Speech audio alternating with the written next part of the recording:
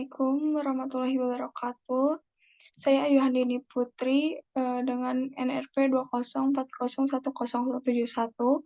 Di sini saya akan menjelaskan tentang diversifikasi konglomerat. Diversifikasi konglomerat tidak terkait adalah ketika manajemen menyadari bahwa industri saat ini tidak menarik dan bahwa perusahaan tidak memiliki kemampuan atau keterampilan luar biasa yang dapat dengan mudah ditransfer ke produk atau layanan terkait di industri lain gitu. Nah, strategi yang paling mungkin adalah diversifikasi konglomerat. Diversifikasi ke dalam industri yang tidak terkait dengan industri saat ini. Nah, adapun penekanan yang dalam diversifikasi konglomerat adalah pada investasi yang sehat dan manajemen yang berorientasi pada nilai daripada sinergi produk pasar yang umumnya untuk diversifikasi konsentris gitu. Dan sebuah perusahaan kaya uang dengan sedikit peluang untuk pertumbuhan dalam industrinya gitu. Selanjutnya ada strategi stabilitas.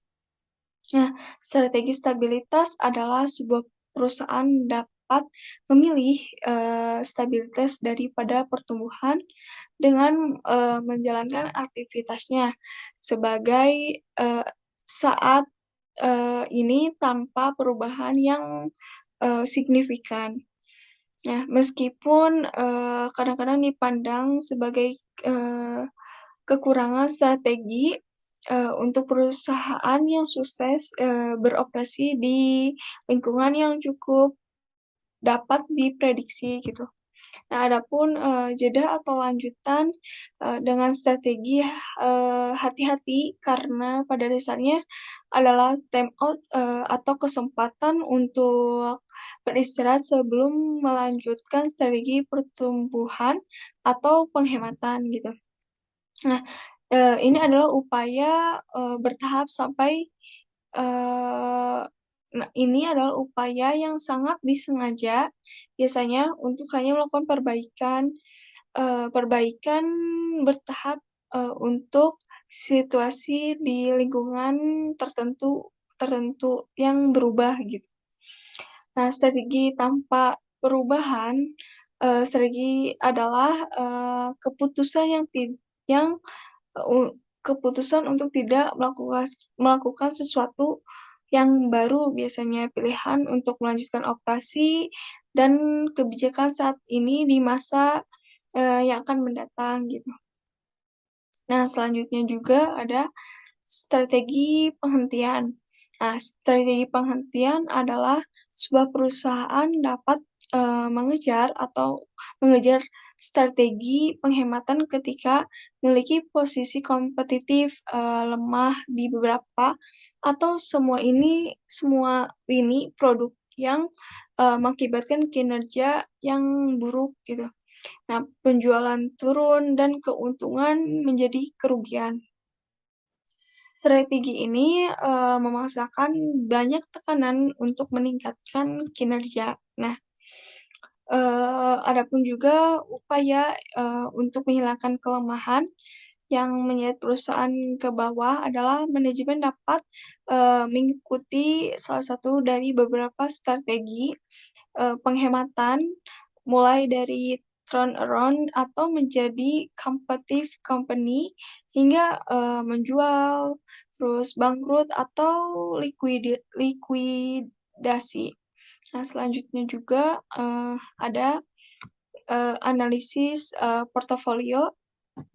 Nah, di analisis portofolio, manajemen puncak memandang lini produk dan unit bisnisnya sebagai serangkaian investasi yang mengharapkan pembelian yang menguntungkan gitu. Nah, di sini juga ada dua teknik portofolio yang paling populer. Yang pertama ada matriks pertumbuhan saham SPG dan yang kedua ada G Business Screen. Nah, matriks pertumbuhan saham BCG adalah cara paling sederhana untuk menggambarkan portofolio investasi perubahan. Nah, setiap lini produk atau unit bisnis perusahaan diplot pada matris sesuai dengan tingkat perusahaan di tingkat pertumbuhan industri di mana ia bersaing dan pangsa pasar relatifnya gitu. Adapun juga matris pangsa pertumbuhan BCG juga memiliki beberapa keterbatasan yaitu ada penggunaan tinggi dan rendah untuk membentuk 4 kategori terlalu sederhana, dan yang kedua yaitu hubungan antara pangsa pasar dan profitabilitas dipertanyakan gitu. Bisnis dengan pangsa rendah juga bisa menguntungkan, misalnya ada Olivetti masih untuk menjual mesin tik manual melalui katalog atau email order gitu. Terus juga ada yang ketiga, ada tingkat pertumbuhan hanyalah salah satu aspek daya tarik industrinya gitu. Dan juga lini produk atau unit bisnis dianggap hanya terkait dengan satu pesaing, pemimpin pasar, pesaing kecil dengan pangsa pasar yang tumbuh cepat diabaikan gitu. Nah, juga selanjutnya juga ada pangsa pasar hanyalah salah satu aspek dari posisi kompetitif secara keseluruhan gitu.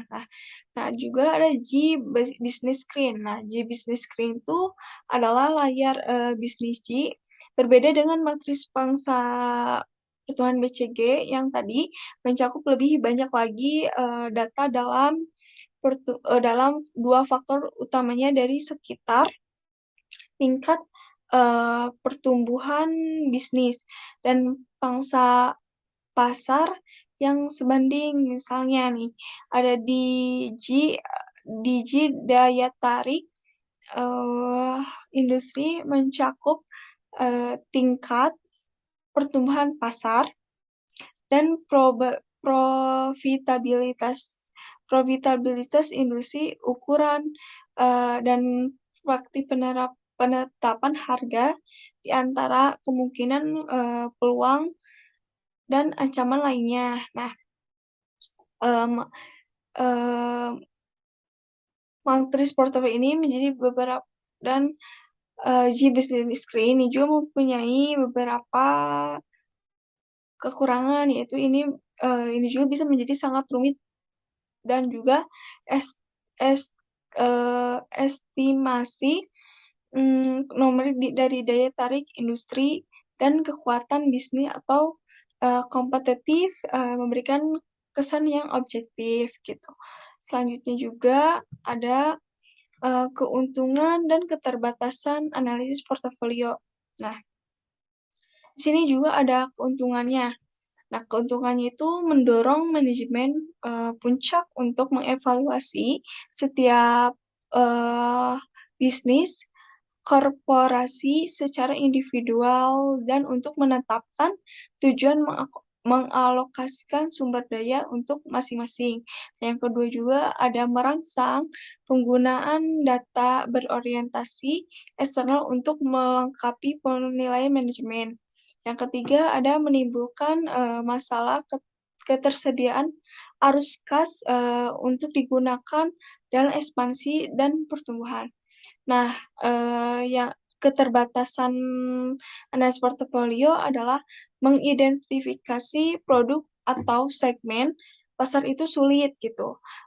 Terus yang kedua juga ada menyarankan penggunaan strategi standar yang dapat kehilangan peluang atau tidak praktis gitu. Yang ketiga juga ada tidak selalu jelas apa membuat suatu industri menarik atau di mana suatu produk berada di dalam siklus hidupnya gitu. Nah, selanjutnya akan Dilanjutkan oleh Liviana Nur Aisyah.